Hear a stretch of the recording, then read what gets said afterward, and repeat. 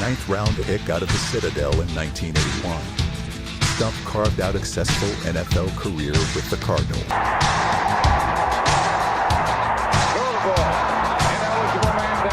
He's strong. He can move. He was agile. He can make guys miss. He had it all. He had everything in the game. In Cardinals franchise history, only Larry Fitzgerald has more all-purpose yards. He did it all, man. He did it all, man. What's happening, good people? Good Coach Stump, Sapphire, our executive producer, Russell Johnson, who's wearing a very high-end T-shirt.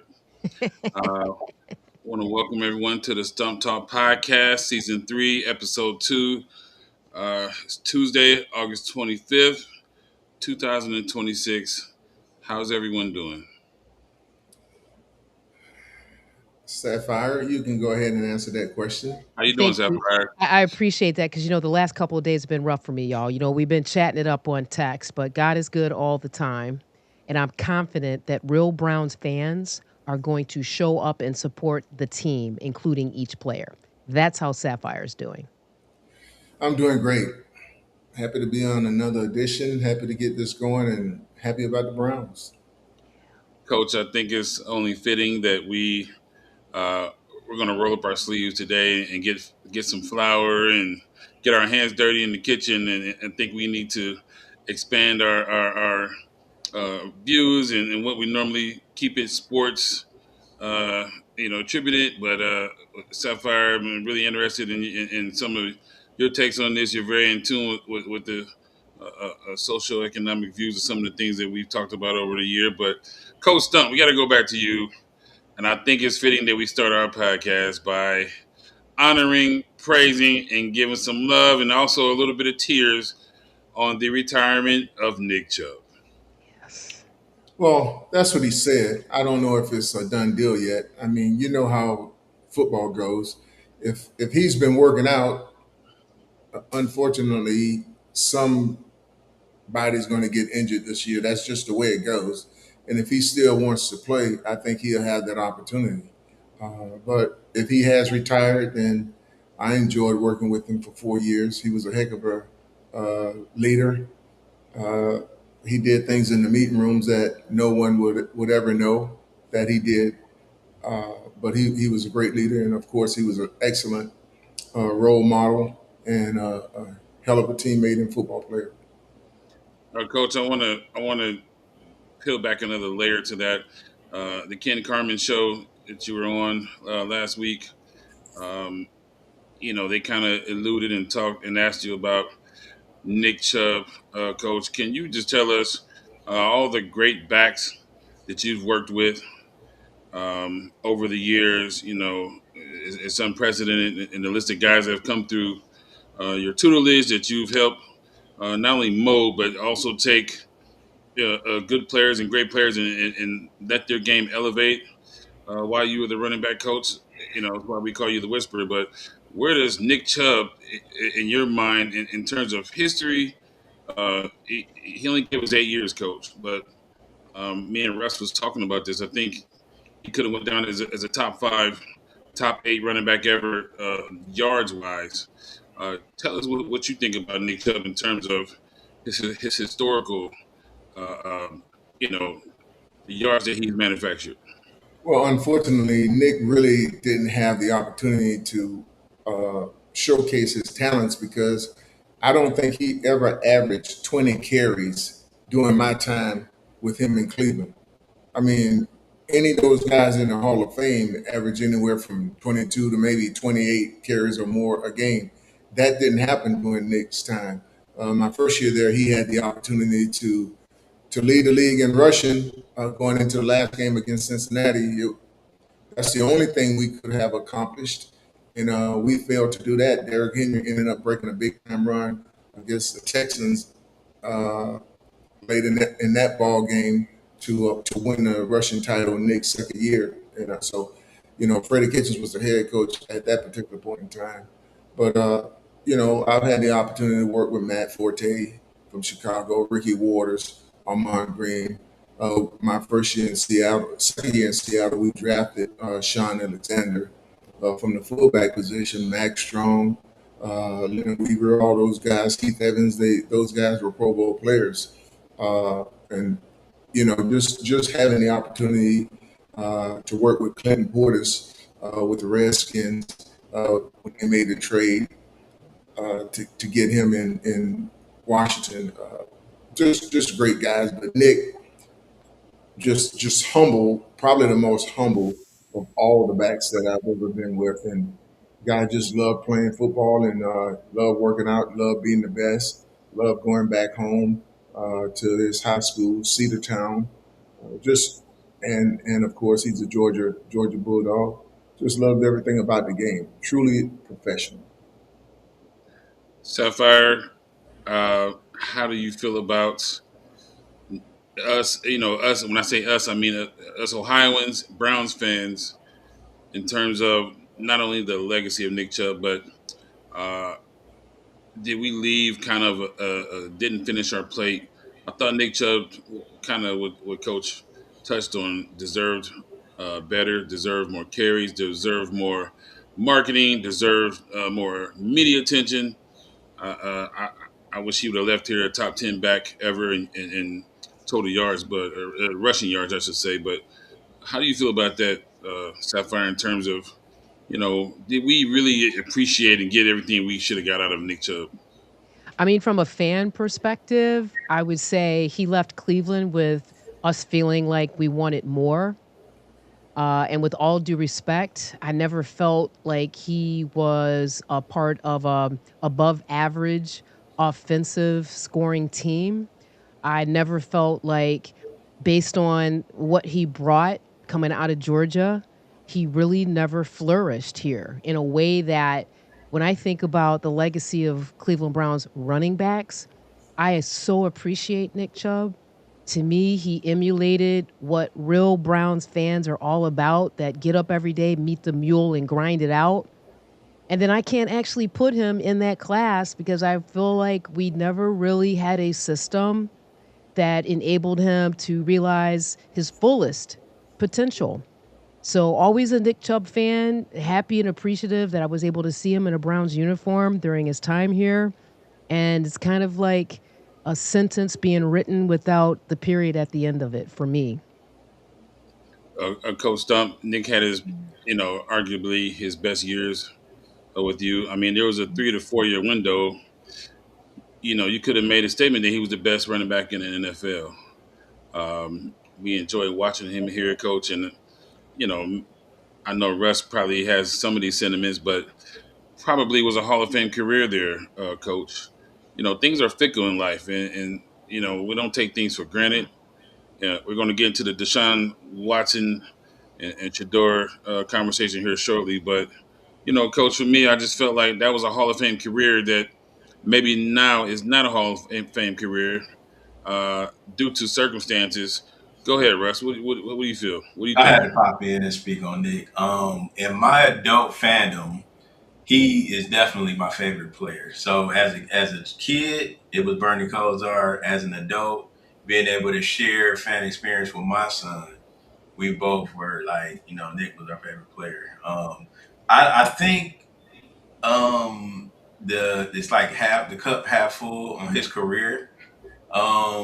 Yeah, we wanted more, and that's why we always wanted Stefanski out of here because we felt like Yep. he was not feeding Nick or Kareem. When Kareem joined the team, we felt like we needed more carries. We needed to get them more in the game. And Nick was just like selfless. I mean, we loved him. Felt like he could have been a back to get 25 touchdowns, I think, for a season. But we didn't get there, and we hate Pittsburgh for it to this day. it just adds more fuel to the fire. But that's all I have real quick. So, Coach Stump, wanted to start off the conversation. Just want to give Nick Chubb his flowers. I know you guys spent a lot of time together, and just the thought of having Coach Stump and Nick in the locker room. I don't care what era of football you in. I don't care where we're playing. That's a great start to the running back committee for any NFL team at any time, any place. Having those two guys in the locker room, we're off to a good start, regardless of the game plan. But Coach, I want to dig into the hot topic right now, and it has a couple of different angles and uh, uh, you know views on it from fans, and we've seen a lot of hoopla. But Coach, Deshaun Watson was named the starter. Give us your spiel from front to back. Well, I'm glad for Deshaun. I think now that he probably really feels as if he's got a coach in Todd Monken. Coach Stefanski, Kevin, he was the head coach, but he wasn't really the guy that put things into play to make Deshaun a better player. I don't know this for a fact, but I don't believe Deshaun personal coach or trainer is at the facility like he was during Stefanski's deal there. Uh, Tom Monken is going to coach the quarterbacks, or his quarterback coach is going to coach the quarterbacks, not their personal trainers. That's stuff you do during the off season. Once you get into the season, everything revolves around the coaches that are being paid by the organization to coach those guys. So I know that's what's going to transpire with Deshaun and Shadur as well. Coach, so in terms of here in the local market, Deshaun Watson has been the talk of the NFL right now.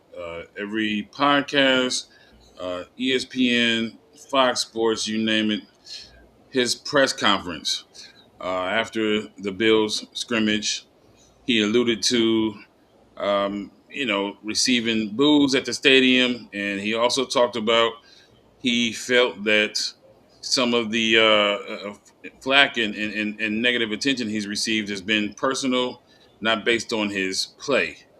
How do you feel about that, Coach Stunt?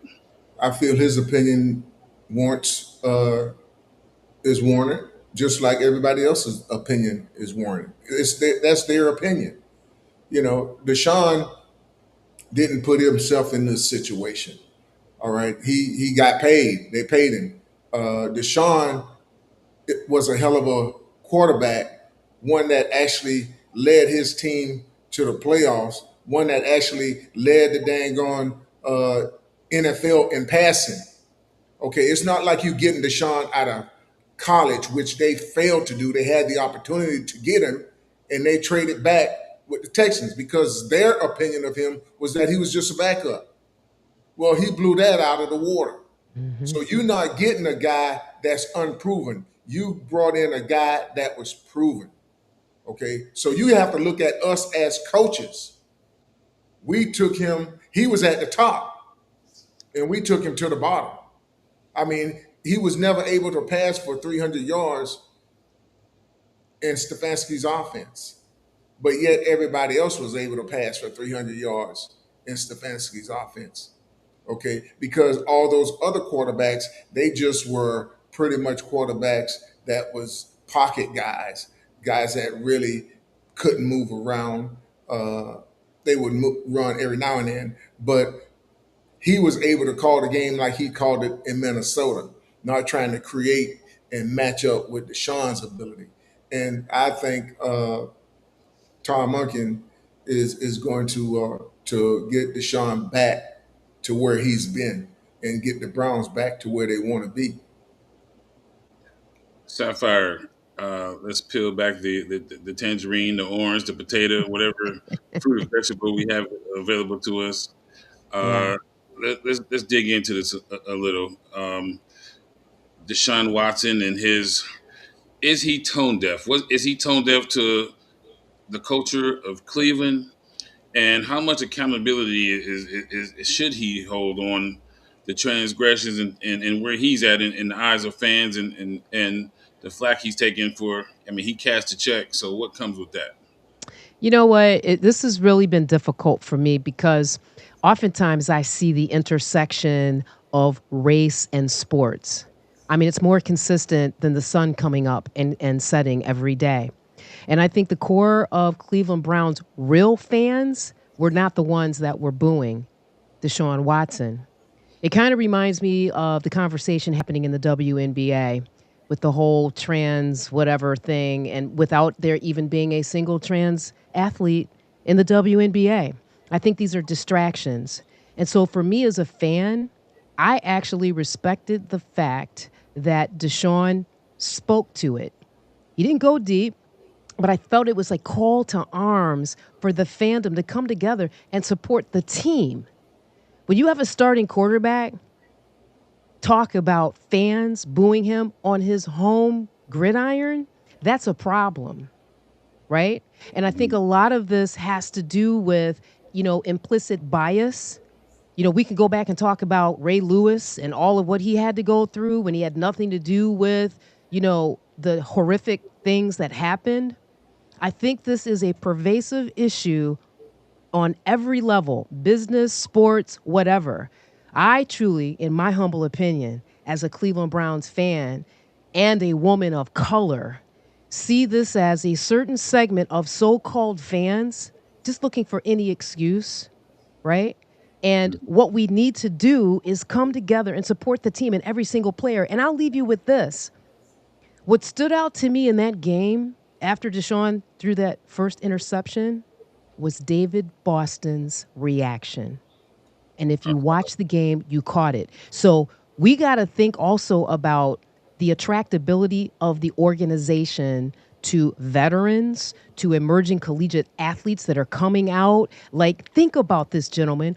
If you are a professional athlete and you have the opportunity to be drafted by an NFL team, based on what we're experiencing right now and the mistreatment of Deshaun Watson, would the Cleveland Browns be on your top 50 list?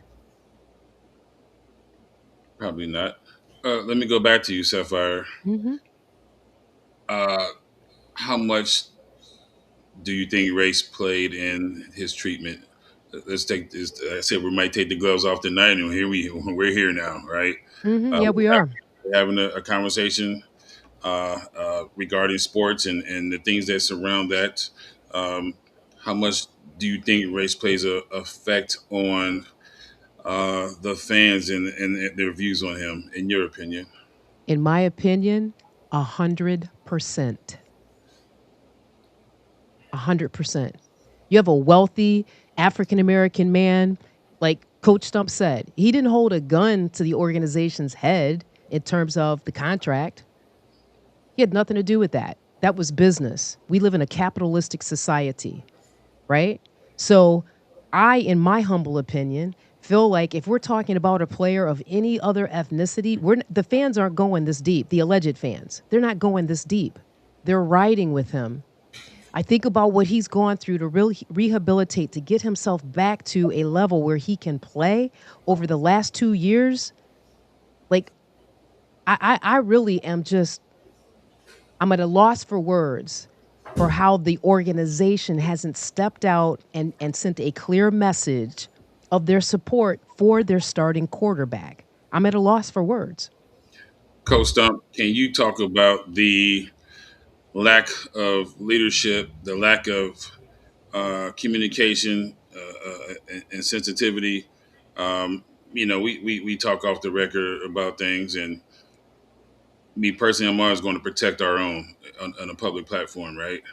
But with that being said, Coach, how much culpability or responsibility do you hold within the Browns coaches and the organization on how they've handled Deshaun Watson and put him in front of the media in high volatile times, coming off the field and knowing what that young man may be going through? Well, I think for the most part, you have to think ahead of the media. Okay, I don't think Deshaun should have even had an interview. To be perfectly honest, I personally don't think he should have played in that game with a third string offensive line for the most part. I can recall getting hurt playing ball when I was with the Cardinals and tearing up my knee, had knee reconstruction, and I got this running back coach uh, with the Cardinals. We're scrimmaging against the Raiders in Flagstaff, and he wants me to go in with the third string offensive line after I've come off a total knee uh, reconstruction. I'm like, you got to Mhm. be kidding me. Yeah. I went in the locker room, took my pads off, and said, "Y'all can have it." You know, I didn't get hurt with those type of guys, uh, and I'm not going to get hurt with them. Chance it. I think Deshaun was absolutely right. He spoke what he felt. Uh, I don't think that I know all the fans in Cleveland don't feel that way about him. Deshaun uh, has played his butt off as best as he could. That offensive line got old under Andrew Berry's time. Stefanski wasn't great for Deshaun.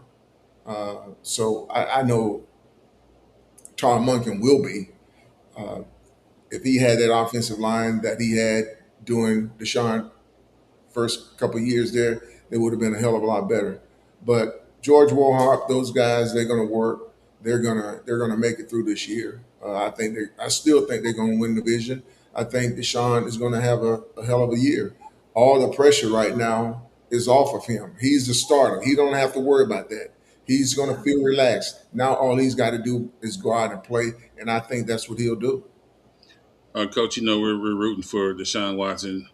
I can actually specifically remember you and I, Coach, communicating when going back to when they signed him. Coach, I have a question about from an organizational standpoint, an NFL culture standpoint. Do they provide media training, some kind of services? Coach, I watched enough interviews. I just saw a young man. I think he played for I think it was the Bills, a defensive back, and it was painful watching him being interviewed, right? And so we all go through our evolution of speech. We can see Yes. the way LeBron spoke as an 18-year-old as opposed to the way he speaks now. And coach, sometimes, especially coming from a African American, a black man, however you want to label that, some of these guys with to articulate yourself and not only the emotions that are high. James Winston is always a great interview what his country asked. But you know, I think, Coach, is there media service and training available? Because at the end of the day, when it's all said and done, Coach, Deshaun Watson represents himself and his family, right? Before he represents the Cleveland Browns, and so for me, there's a responsibility there to not only articulate himself a certain way, but to present himself and understand the climate that he's in. Well, they talk about it. I mean, the owners they're talking about that all the time when you go into every year when those guys go to wherever they're going to for, the draft picks, the high draft picks.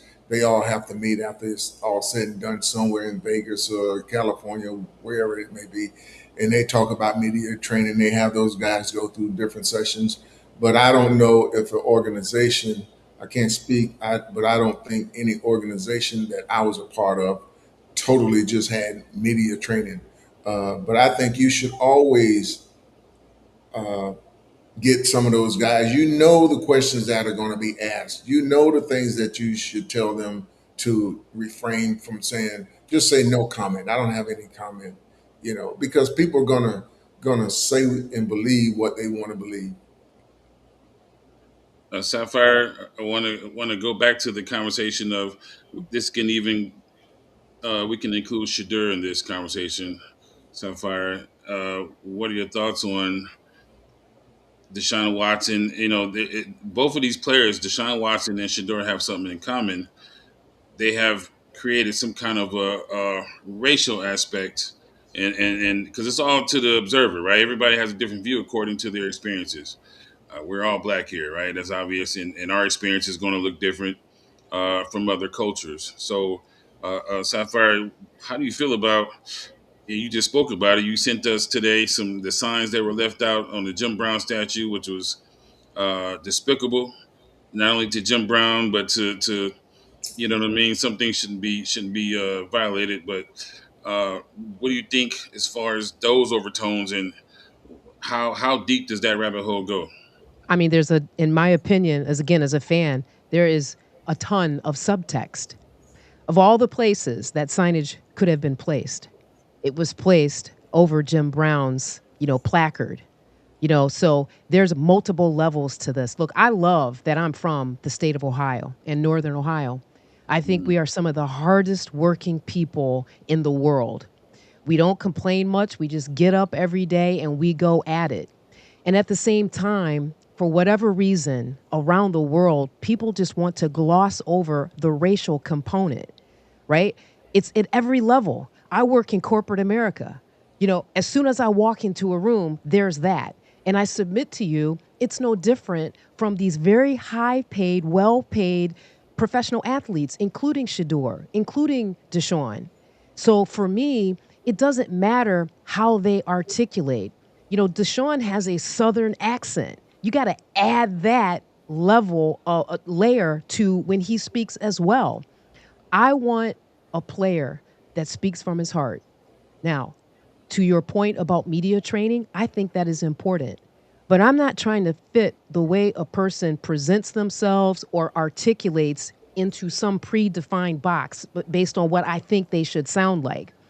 When I and my family pay exorbitant fees to go to these games, to travel with the team, I want players that I believe are committed to the common goal, right? So all of this other stuff, just for me and with respect, these are distractions, right? So as soon as they showed up and being men of color, boom, here we are, right? That's not anything that, unlike a person of a different European racial background, can kind of tuck in their pocket.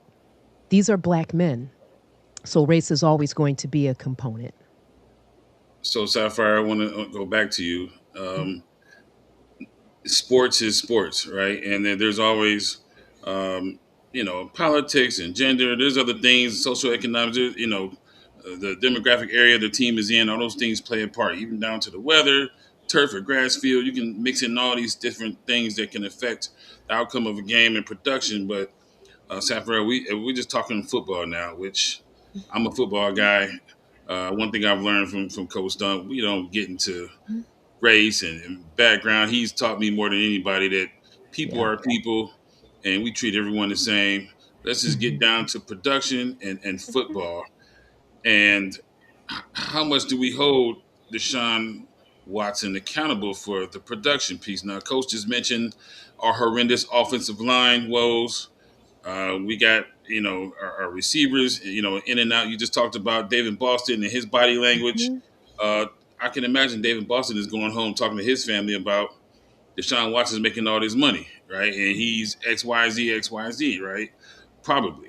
So, how much do we hold Deshaun Watson accountable just as a football player? And also, we can't forget this either, Sapphire. He kind of done, to me, he's presented himself to appear. The biggest word I've heard about him, Coach Stump, all day was that he's tone deaf, right? Like, understanding the climate that he's in. I don't know what conversations he's having with his family and his friends, but it doesn't seem to be one of understanding where we're at as a country, politics, our president. We have things going on in the world right now, and he seems to be not privy to the effects of that and how it affects people's opinions on sports. Bro, I love you. And I'm going to stick to what I said. Race is always going to be a factor, number one. Number two, just based on what you described, with respect, I thought you were talking about the president of the United States. You want to talk about tone deaf? Come on, man. Come on. Deshaun Watson, he's from South Florida, right? Played at Clemson, started his career at Houston. Every market is different. I submit to you again, like Coach Stump said, he was out there playing with the third string. I agree with Coach. Why even put him out there? Why risk injury? Again, especially with a quarterback that has been out for almost 2 years. That's nonsensical. So yes, when we start the season down in Florida, yeah, that's when Sapphire is going to say, okay, Deshaun, you're with the first team. Let's assess the performance from a fan perspective at that point. All of this is a distraction, and this is all about things, in my humble opinion, that have nothing to do with his performance. So, with respect, I tell you, I'm going to hold him accountable when the season starts. Deshaun don't mind being held accountable. He have high expectations for himself. He's led the NFL in passing. He's taken a team to the playoffs a couple times. So that's no big deal for him. He wants to be coached hard. He wants to be successful. The thing about it, Deshaun didn't trade Baker Mayfield. He didn't do that. He didn't make that deal. He didn't bring himself to Cleveland. He was going to Atlanta until Andrew or whoever said, "We're going to give you a 230 million guaranteed contract." Hell, you playing a sport in which injuries happen, and they happen to him. Had he had those injuries and his money wasn't guaranteed, people may have moved away from him. So Deshaun is a hardworking guy. Okay. There was an offensive line there that Andrew allowed to get old. That's the worst thing you can do. Uh, there was an opportunity for Andrew to bring in David Johnson from Houston, Yep. who was a Yep. free agent who had worked out with Deshaun. There was an opportunity for him to bring in D Hop, who had worked with Deshaun. I mean, Deshaun had the opportunity to just throw balls up because D Hop would go up, and for the most part, he was better Russ than a 50-50 guy. I mean, most of the time, he was going to get the ball. So you had the availability of pieces of that Deshaun played with. You had the opportunity to go get them, but you didn't get them. Deshaun didn't just lead the league in rushing because he passed the ball. I mean, plays broke down, and a lot of times David Johnson was a part of the scramble drill. D Hmm. Hop was a part of the scramble drill as well as just going downfield and making things happen. So when you had the opportunity to get those guys and you didn't get them, you just relied on the guys that were there in Cleveland.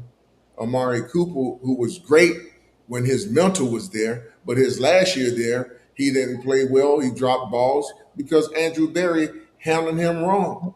Yep. He didn't sign into a contract when really you got him from Dallas for a 6th round draft pick. A guy who came there his very first year and had more touchdowns with the Browns than he had with anybody in his career. Then his second year, he's got more receiving yards with the Browns than he had with anybody. And you treat him like afterthought. And now you bring him back at the end and he's dropping balls. And all of that is a part of Deshaun's on Deshaun's watch as well. Coach, so now he's been named the starter. Um, their first home game, I believe, is September 27th versus the Panthers. So I think it would be a great story. I hope he makes comeback player of the year. I hope they make the playoffs. I hope they make the Super Bowl. As insane as that sounds, this would be a great story, Coach. And I'm listening to you, Sapphire and Coach Stomp. You guys are very professional, very supportive of that brother. I'm gonna call him. I, on the other hand, I live in a different part of the world. I had an uncle who would always tell me the only fair in life is the county fair, and so all these perfect conditions that have to circle the wins in order for someone to be successful just doesn't. I don't live in that world, but I think you guys are looking at this from a more of a corporate standpoint and understanding that if he was of a different stature, culture, whatever you call it, he would be given some of these leeways. However, he's not, right? But I want to ask you, Coach, how much of a leash does he have? What is the expectations bestowed upon him? Uh, Fans want Shador to be the starter for the home game. Is the word is whizzing around Ohio? Well, it really doesn't matter what the fans want. I mean, the fans want a winner. That's what they want. And I think Shador is a winner.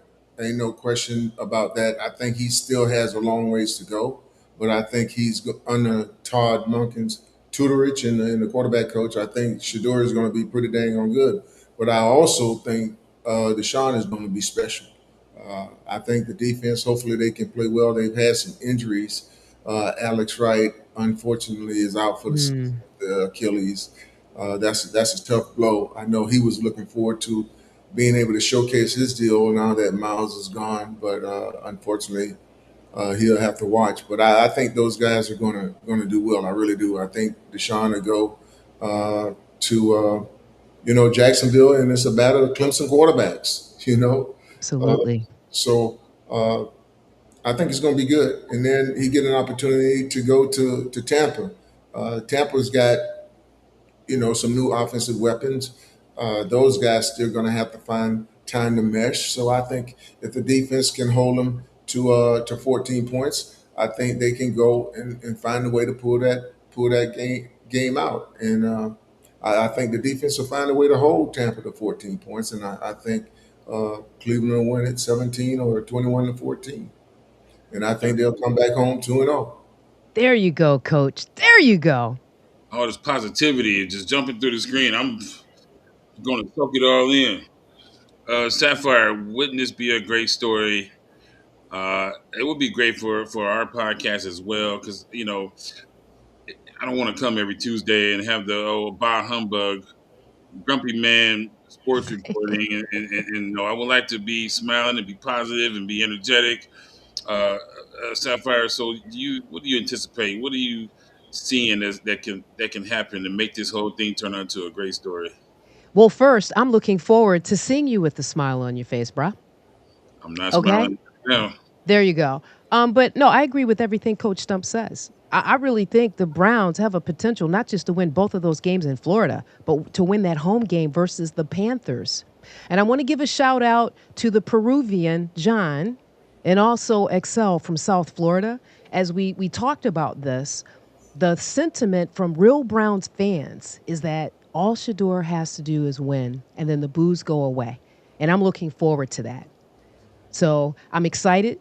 I think we and I agree with Coach Stump. We're going to be a lot more competitive and potentially win this division this year than the national media is portending, and our haters are screaming. I really think, and it doesn't need to be perfect. Deshaun Watson just needs to get the ball into the playmakers' hands, and now we have weapons, right? And I'm very excited about this football season with Deshaun as the starting quarterback. Coach Stump, me and Russ always laugh about and talk about. Russ always says, "Well, coach is Stump is a coach, and you never get too high, you never get too low, uh, in your assessments and your views on the game. You have this kind of like a military robotic stay the course type of mentality. You've been through NFL seasons, uh, you know, as a player, as a coach. So we're not weather worn like you. We're not, you're a gladiator, and so but coach, looking at it from that aspect, um, do you see things settling down and Monken settling down that organization and us kind of maybe let's dare say get on a win streak at some point? I do, Sapphire. I see Coach Monken understanding first and foremost who he have and what he have up front. So it's all going to start with protection. There's only one ball. So the tight ends may be staying in, or the running backs may be staying in. You got Concepcion, you got Judy, you got Fannin, you got those guys down, but you need protection. So the backs may not be getting out all the time. Okay, they may take this shot, and I think Deshaun throw the deep ball well. It's no question in my mind. Shador throws a deep ball well. I'm hoping Deshaun can win a Super Bowl for the Browns, but I think Shador, once he get his opportunity to play, be it in Cleveland or any place else, but I don't know why it would be any place else when you got the guy that just jerseys or whatever monies and everything with the NFL. Hell, he Yeah, garnered $17.5 million. I think right. they say Tom Brady the most. He was the number one guy at 9 million or something like that. So you got a guy that's saying all the right things. I thought he handled himself well with that interview uh, about people booing Deshaun. You got a Yes. true leader in Shador. Yes. But I think this is the first year that he's really had to compete because you know for all his college and high school career he was coached by his father. That's the bottom line, and it didn't matter. Uh, whatever he did was cool. Well, that's not the way it rolls with Coach Monken. But Shador now understand what he needs to do, and I just thought he was magnificent in terms of stepping up into the pocket, uh, much better than he had ever done before. Did he have a couple of interceptions during those two preseason games? Yes, one ball got away from him. Uh, that's just part of the game.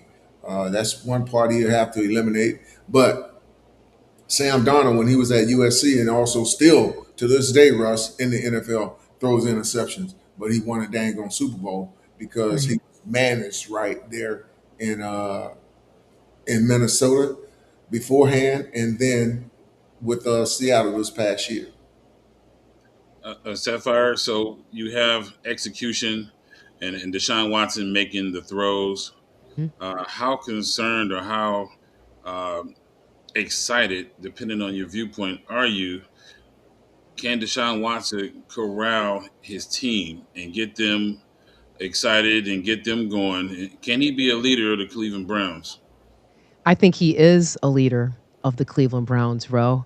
I mean, I look back at the few occasions where I saw him last year out of uniform on that sideline, talking, doing peer mentorship with Shador and the other players. He's always been engaged for all the reasons that Coach Stump has already characterized his work ethic, his desire to be successful. That's no question. I am very optimistic about this team with Deshaun Watson as the starting quarterback, Ro.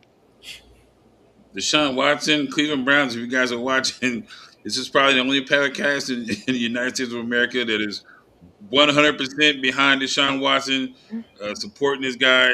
Stump Mitchell has, and I'll repeat this, Coach Stump has always shown love to Deshaun Watson Absolutely. in private, in public. He's always supported him. I've had my opinions, but I just want to make it clear that this is a pro Cleveland Browns podcast. This is a pro Deshaun Watson podcast. We support and we at the end of the day, we love that, brother. I think it's only so much you can put a guy through, right? And maybe some of it's been warranted, but maybe everyone deserves a chance to let's see what he can do. Now, where does this leave Shador, Coach? He's sitting back as the backup. Let's say Deshaun Watson plays well, or let's say he doesn't. What are your thoughts on what's in the future for Shador Sanders, Well, Coach? If Deshaun plays well, which I wish he does, and any true Cleveland fan wish he would too, because they don't know if they're going to be alive next year. They want to see the Super Bowl this year, So Shador is going to sit back. He's going to watch. He's going to learn from watching. He's going to work hard. I pray nothing goes wrong, but if something happens, he get the opportunity to play. He's going to be a much better player this year than he was last year because you can already see he's stepping into the pocket. Mhm. He's a thrower. He's going to win. There's no question in my mind during Shador's career in the NFL, he's going to be somewhere and he's going to win a Super Bowl. I just or several. I just feel that way about him. And Deshaun, I think he can do that as well. Uh, they do have some offensive pieces. Unfortunately, they're hurting defensively, but hopefully they can find a way to have one more point than their opponents in a lot of the games. Sapphire. So overall, how are you feeling about our quarterback room? I think I've been very clear. I'm excited. Again, I'm riding with Coach Stump, his assessment. Listen, our starting quarterback is going to be Deshaun Watson. And unless some unfortunate situation happens on the field, I expect Deshaun Watson to be our starting quarterback. And I really feel like, to Coach's point, like Shador is there. He's only going to get better, like a fine wine, right? So for me, we have the pieces. We haven't even talked about the potential of Taylor Green. Okay. So for me, quarterback position is good. My eyes are on this defense. let's stick to that real quick, Mhm. Sapphire. Mhm. Our defense, our young wide receivers we brought in.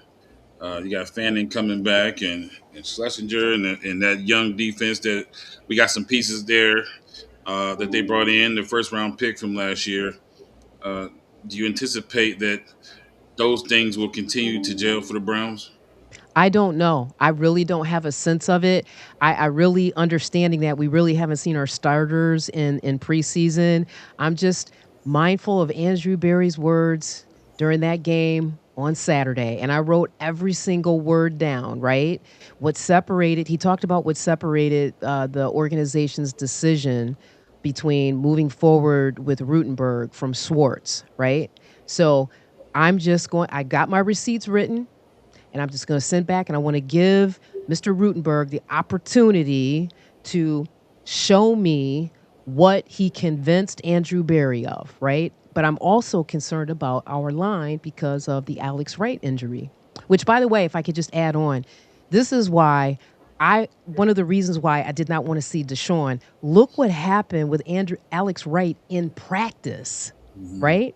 So that's kind of where I'm at with the team. What I'm really focused on is more the defense than the offense. We're good on the offensive side of the ball. Okay, very awesome. We'll let Stump close it out, but back to you really quick, Sapphire. Any final thoughts on our topics tonight? The quarterback position. Looking forward to our season, the quarterback's room, and Monken having sticking to his guns and going with his guy who we thought he was going to pick the whole time. I mean, I'll just keep it simple and short. That means kiss. Will the real Browns fans stand up? Let's go. Coach Stump, we giving you the final thoughts on our episode tonight. Well, I think now that Dylan know he's going to play this game, I think he'll play. He'll be into it. In Green, I think he will be. Uh, he's going to be a star for the Browns in many ways. I think Coach Monken and the offensive staff will find a way to get that young man involved in game plans. And I think even though it may be a little, I think that little is going to allow them to win some ball games. That's going to eventually have them winning the division, playing home games, and hopefully get the opportunity to win the AFC and then Oh man. head to the Super Bowl. Thank you, Wow. Coach. Thank you, Sapphire. Thank you, Russell Johnson, our producer. Stump Talk Podcast, Running Back University, Season 3, Episode 2. Let's go, Deshaun Watson. Let's go. Let's go Browns. Let's go Browns.